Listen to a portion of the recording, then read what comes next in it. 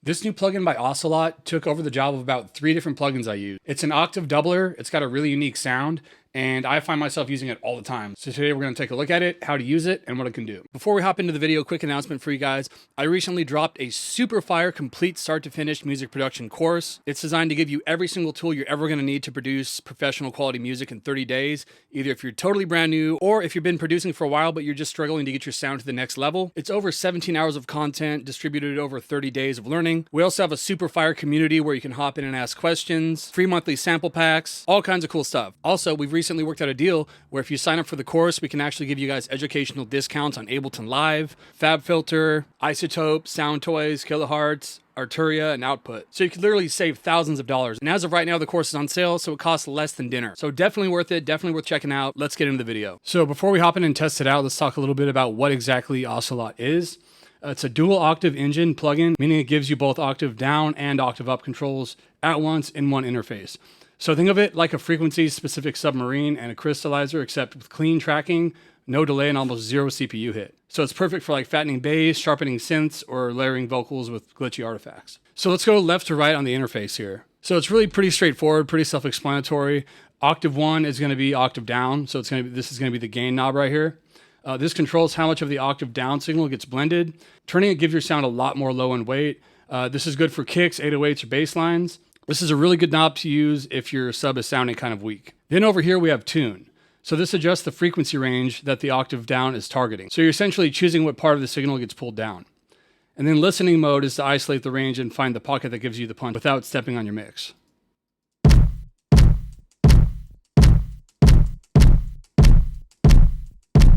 So notice down here we're getting a nice readout of what we're adding. I always love when plugins have that features. So it's showing us this range right here, what range we're in.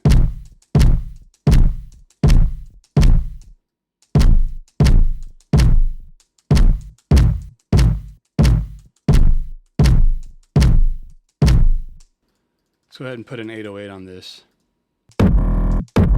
So this is going to do the same exact thing, but for an octave up. We could use it on an 808 to give it some kind of top end, but let's try it on a vocal. They're rolling up my letters. They're rolling up my letters. They're rolling up my letters. Ayy, still counting up my cheddar. Ayy, chill right in front of cameras. Ayy, rich like the Bank of America. Yeah, they're rolling up my letters. And again, listen is going to let us isolate just the area that we're working on. They're rolling. Ayy, still counting up my cheddar. And then we have a final output, basically a final gain knob right here. So if we're, overcompensating, we could turn it down, or if it's low, we can turn it back up. And then power, so we can just on and off it, on and off switch. So very, very simple interface. Now let's talk about some ways we might use this plugin. And so these meters over here, this is going to be our left and our right channel, and this is going to be our octave down and our octave up for how loud each of these are. So the first use case, let's go ahead and test this on a kick. One thing I love to do is pull a sub out of a kick if I'm not going to use a sub on top of it. Sometimes I'll use Ableton's drum bus for this, but yeah, let's go ahead and do it with octave down.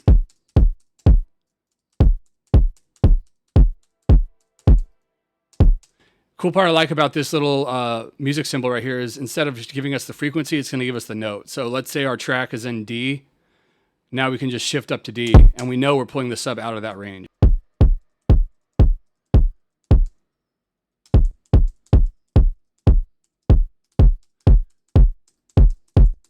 So as you can hear, we have a lot more sub and a lot more body to this kick now. Another way I would definitely use this is on a vocal. On the corner, rolling up my green. On the corner, serving all the fiends. She hit me up. On the corner, rolling up my green. On the corner. So since we changed it to no, we can see this is in F sharp. So we can crank this up to F sharp here. On the corner, rolling up my green. On the corner, serving all the fiends. She hit me up, talking big things. So now we basically have like a little altar boy octave up effect. Do the same thing with octave down if we want. On the corner, rolling up my green. On the corner, Serving all the fiends. She hit me all talking. So we got a lot more body, an octave up and an octave down on this vocal. So a great way to kind of thicken something up, give it some more frequencies.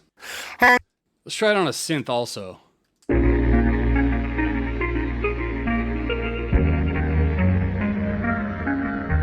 So we have E flat, so let's go ahead and put this in D sharp or E flat.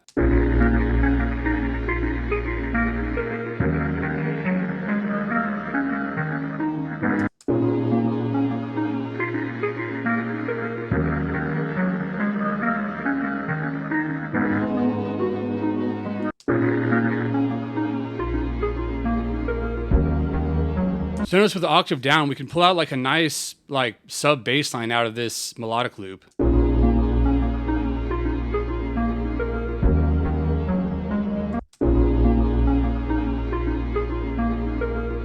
So I absolutely love to pitch stuff up and down. I love to grab octave doubles of stuff. I think this is a super dope plugin to do all that kind of stuff.